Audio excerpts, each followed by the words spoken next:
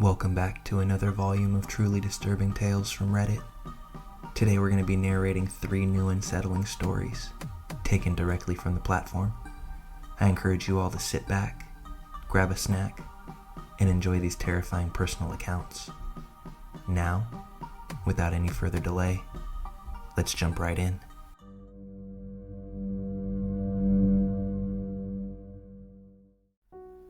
This post may contain triggers for survivors of abuse. Please listen with caution or opt not to listen at all. Thank you for allowing me to share my story with you all. I dated Todd, name changed to protect personal information, for 3 years during high school. He was a football player, and I was captain of the cheerleading team. So on the surface, we were an absolutely perfect couple. However, he was exceptionally emotionally manipulative, and by the time I was 17, that manipulation turned into emotional, physical, and even sexual abuse. When I finally shared what was going on with one of my close friends, I was able to figure out how to begin the separation from him and extricate myself from the relationship a week after we graduated high school in 2001. Todd was mortified.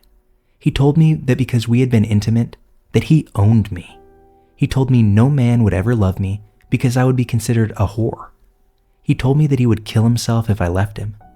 I pressed on with the breakup and refused to look back. He stalked me for months afterwards.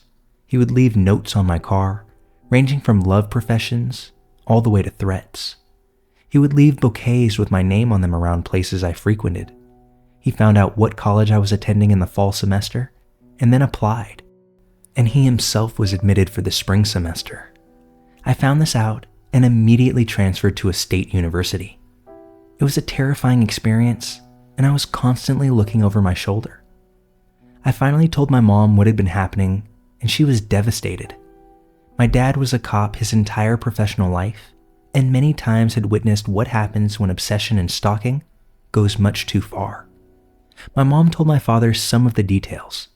She knew my father would probably beat Todd within an inch of his life if he had learned the full story. That said, Mom didn't even know the whole story at that point herself. Dad had a talk with Todd. I don't know the details, but I no longer heard from him, and the fear and the pain of the experience faded as I moved on with my own life. Fast forward to 2014. At the time, I'd been married for 3 years and had an 18-month-old daughter.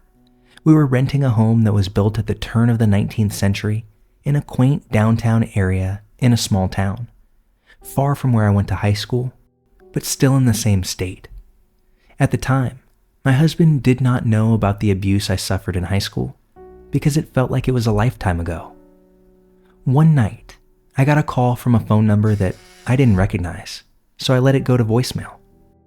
I should point out that I have had the same cell phone number since I got my first mobile back in 1997. I listened to the voicemail the next day, and it went something like this. Hi Rachel, it's Todd. I'm at the Burger King in the town that you currently live in, and I'm stranded. I was hoping you could give me a ride to the gas station so I can fuel my truck and we can have a chance to catch up. I thought to myself, that's weird. Who do I know named Todd? I work with many people and have many friends and acquaintances, and the only Todd I could think of was a friend of a friend that I know in town.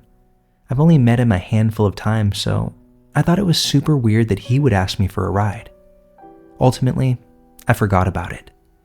A few days later, though, I get a call from another unknown number, and this time I answered it on accident. I meant to decline, and instead accepted. So I was thinking, well, whatever.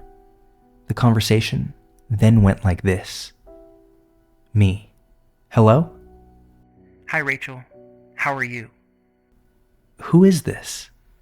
It's Todd. Todd who? Todd says his last name and follows it with, the love of your life from high school. That's not funny. Who is this? It's me. I'm here to see you. If this is Todd, tell me something that only he would know. He proceeds to prove that it's him. Todd says, I need to see you. I miss you. I need you to pick me up. I'm borrowing someone's phone because I don't have one right now. I'm at the Burger King and I'm out of gas. I need you to come get me." I say, "Absolutely not. Call a cab." Todd says that he doesn't have any money and finishes it by saying, "I need your help." "I can't help you," and I quickly hang up. I called my husband into the kitchen after I hung up the phone and told him everything. I was shaken up. He closed and locked all of the windows in the house and double-checked all the locks on the doors. He held me close all night, and our daughter slept in our room as well. Obviously, I didn't sleep a wink that night. I'm a university professor, and so my personal details are not hard to find. I teach hospitality. The next day, I was teaching off campus. Apparently, Todd had showed up to my office with an armful of dirty blankets to, quote, donate to Rachel for use in hospitality for the beds. He was disheveled and shaking and talking super fast. My secretary sent him away and called me immediately. I, in turn, called the campus police. A few hours later, I got a call that they found him sleeping in the hallway on the 4th floor of our library. When the female officer found him and asked what he was doing on campus, he said he was going through a divorce and was here to propose to Professor Rachel, my last name. With his right hand, he pulled out a diamond ring and then showed her his left hand. It was taped with medical tape into a contorted, extremely painful-looking position. She asked about his hand, and he replied, "I want to prove to Rachel that I suffer for her." The officer told him that I was indeed married, and he explained that no marriage would ever count because in the eyes of God, I belonged to him. They didn't arrest him, but detained him for further questioning. The female officer told me everything, and I was sufficiently horrified. They told Todd that he was to leave campus and to not return. They gave him a $50 gas card and escorted him to his truck and off the property. I am friends with the officers, so they told me where he was parked, and so my husband and I left work to incognito watch him leave. My husband gasped when he saw the truck, because he said it had been parked on the street in front of our house for a week.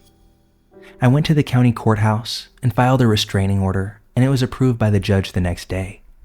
However, because he was apparently homeless, they couldn't find an address to serve him with the papers. I still have no idea if he was actually served.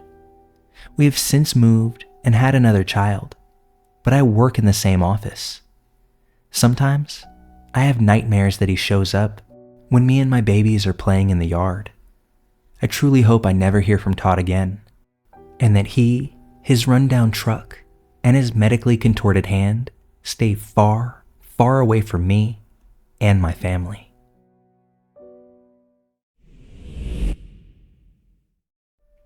About 4 years ago, I went to work at a warehouse in the small town that I'm from. I decided to leave after my health began to deteriorate, and I was diagnosed with panic disorder and severe anxiety after the situation that I'm about to tell you. This also changed the way that I developed friendships after that job. That's for certain. So I started this job on April Fool's Day of 2018, and I had no kind of high expectation for the job. All I wanted to do was my work, get paid, and go home as I had 2 children at home and many things that I could work on there. The job wasn't difficult, and it made pretty good money for all the duties considered, so I really couldn't complain. I worked second shift for about 5 months, and then I went to day shift. While working on the second shift, I kept to myself mostly, until one day, I met someone from one of the lines after we struck up a conversation about gaming. For the sake of anonymity, we'll name him JF. Well, JF was a pretty good guy, and we had a lot of things in common. I went home that night, and he popped up as a suggested friend on Facebook. Kind of odd looking back, but I decided to add him. When I did, we started talking more at work until he suggested that we should hang out. So we did, pretty frequently actually. We were friends for a month at this point, and one day, he decided that he was going to introduce me to his girlfriend. She seemed decent at first, super nice, didn't seem to be a judgmental type, so I was cool with her. From then on, I would hang out with him when my kids were spending time with their grandmother, One time, we were talking at a restaurant and he started to vent to me. Dude, she's such a bitch sometimes. The other day, I forgot to take the trash out and she threatened to stab me if I didn't. I've never been in a relationship where someone's threatened me, but she's not so bad, man. She's got good intentions. When he said that to me, I was concerned, but of course we had only been friends for a month, so I thought maybe he was just morbidly joking, so I chuckled at him. But that's when he gave me a pretty serious look and said, I'm not joking, man. She really did that. That conversation right there concerned me. Fast forward about 8 months. They're still together, and we all hang out pretty regularly, forgetting the things that he had told me back then. One day, we were all talking, and he seemed just a little off that day. So I asked him what was wrong, in front of her. He flashed a smirk and said, Nothing, dude. I'm just a little tired. He didn't have his eyes on me, though. He had them on her when I asked that. When we went to work the next day, I asked him the same question again. That's when he asked me, Do you promise to keep this between us? Of course, I said. He said that he was breaking up with her, and she went a little crazy. He said that she grabbed her gun and pointed it directly at him and said, If I can't have you, then no one will. He said that he diffused the situation and is trying to look for a way out. Not really knowing what to say here, I just said, You'll figure it out, man. If you need somewhere to go, then you can come stay with me until you get her out of the house. Fast forward another year. He finally decided to leave her. When he did, she flipped out again. This time, he told her via text. She said that she was going to find him and kill him, and he was actually out of work that day with a vacation day. That's when he sent me a text that said, Hey, let me know if she comes to work looking for me. That there struck me as odd because I had no idea of the situation that was currently unfolding. She actually did come to our job, and she asked me where he was, to which I replied, I have no idea. I thought he was with you, and you guys went out of town or something. All she did at that point was roll up her window and drive off. I called him straight away and told him that she came by, and he called the police about it. They found her up the road with a loaded gun in the car with her. 2 months later, he decided to talk to her again, and when he did, he had something to tell me. When he called me, he asked if I had seen her around, and I hadn't. He said, Dude, I would take some vacation days if I were you. Absolutely dumbfounded, I asked him why. He said, Because she's out of jail, and she and her cousins are in town, and they're trying to find people that she has personal vendettas with. You're one of them. At that point, I was terrified. I grabbed my kids and we quickly left town. Took 2 weeks off of work. Come to find out, that next day, her and her cousins went to the next town over and shot 3 people in an apartment building and killed them all. I got the news about it the day after it happened. The reason why JF knew they were coming after me is because they made a Facebook Messenger group that he was included on, and they sent a list of names. I guess everyone thought it was spam and decided to disregard the messages, but he knew exactly what it was. 3 of the names on that list were the people that they sought out and that they shot. The 4th name on that list was mine.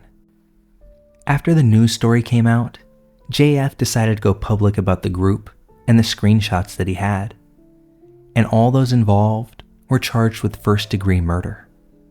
From then on, I was very careful about who I would stick my neck out for because even though JF knew the context of that list and her intentions, he decided to not inform anyone else on it. Needless to say, we aren't friends anymore, and I dodged a bullet, very much in the literal sense of things. Had I not learned what was coming my way, I undoubtedly would have shown up at work or come home one day and walked into the waiting arms of a very cold reception. That part, I have very little doubt about. This story goes back a few years now. I'm walking downtown in the middle of the afternoon when when I become aware of a presence walking behind me. It's a busy city and a crowded street, so I don't think much of it. But this man stays right behind me for a few blocks. I can hear his breathing behind me, becoming ragged and coarse. It's getting heavier and heavier as he follows me. I don't want to turn around or make eye contact, but I can sense him following me. Then I hear him say it. "Honey, if you don't slow down, I'll never catch up to you." I get terrified. I feel my blood run cold, and I whip around to confront him. He's big, at least a foot taller than me, and I can see on his chest one of those little sticky paper ID tags. It's from a mental hospital. A mental patient has been following me for blocks and is now trying to get me to slow down. I turn away and immediately cross the street, not looking back, but he appeared to stop following me at that point. I'm still just as terrified by the incident, which is how I'm sure this post would have been written if I were the woman. But I'm not. I'm the guy. And this is the story about how I accidentally became someone else's let's not meet. I've been out of the office for over a week due to a nasty bout of bronchitis that utterly wiped me out. And my girlfriend, my poor loving partner who nursed me back to health, had now herself become stuck at home.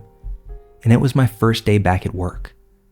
I was just feeling bad for her, so I decided to try to do something nice for her. She's an avid player of Elder Scrolls Online, you see, which at the time of this story just released a new expansion.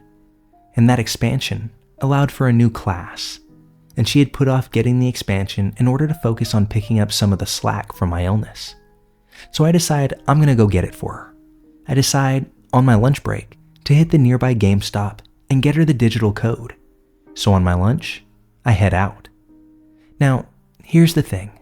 The local GameStop and my office are on the opposite sides of a very large hill. Remember also, I've been sick all week with bronchitis. Now, I get to the GameStop okay, buy the digital code, and text her a picture of it along with a message very jokingly telling her she needs to wait till I get home to play, because I'll never catch up otherwise. Then, I begin to head back towards the office. I start walking back up the hill, and this is where the heat and the humidity, and the fact that I'm walking uphill after, once again, having bronchitis, starts to take its toll. And I begin, I'm quite sure very audibly, breathing heavily. I also just happen to be walking the exact path of a woman who has ended up directly in front of me. And now I've been walking behind her for a couple of blocks. Now, two important things about me. First off, I'm a tech nerd, so I have the smartwatch, the Bluetooth earbud, whole 9 yards. Second, I'm a big dude, in the 6'2", 240-pound range, former college athlete who still works out a lot. I'm a scary looking guy, but I'm a goddamn teddy bear who posts pictures of his cat on Reddit and wouldn't hurt a soul. But I am fully aware that in the wrong context, say if you're a 5-foot woman and you think I'm following you, I'm fucking terrifying. So what's the tech nerd relevance here? Smartwatch, Bluetooth. Girlfriend calls me, and I tap my watch to pick up the call without taking the phone out of my pocket, which syncs to my Bluetooth earbud. My girlfriend hears the audible chime on her end, and knowing I've picked up, launches into how she couldn't wait and is already playing without me. And that's when I, quite jokingly, as I'm glad she's feeling up to it, tell her, "Honey, if you don't slow down, I'll never catch up." And the woman ahead of me freaks out. She whips around, and I immediately realize, holy shit, she thinks I'm talking to her because I'm not holding a phone, and I've been following her the last 2 blocks, audibly wheezing. Then I realized something else. Remember how I said it was my first day back to work? I still wasn't 100%, and I left my work ID at home. I work in a very secure government building, the kind of building that doesn't just let you in. Even if all the security guards know your face because you've been there 10 years now. No ID, you still gotta go get a near cavity search level screen and wait for HR to verify that yes, you still work there and no, you're not a disgruntled ex-employee looking to steal confidential files or something like that. But once you've had your morning colonoscopy, they do give you one of those little visitor badges so you can come and go in the building throughout the day without having to have your pride and personal boundaries violated every time you walk through the door. And this little sticky badge that I still had stuck to my chest bears the name of the government agency for which I work. What agency is that? The Department of Mental Health. Because I, despite looking like someone who may have at one point in his life had a nickname like Moose, which has on occasion I think led to some initially getting the impression I might be a tad slow on the uptake, am actually the Regional Legal Director and Deputy Chief Counsel for the State Office of Health and Human Services. Her eyes move to the badge. She stays motionless for just a moment, then turns and quickly hustles down a side street. It was at that moment I say to my girlfriend, I think some lady just thought I was trying to kidnap her. So here's to you, downtown lady, who I'm pretty sure thought I was some heavy-breathing pervert mental patient instead of a government bureaucrat who was just trying to do something nice for his girlfriend on his lunch break while vastly overestimating his own physical well-being. Let's not meet again. I'm afraid that your heart just won't be able to take it. Also, I'm really sorry.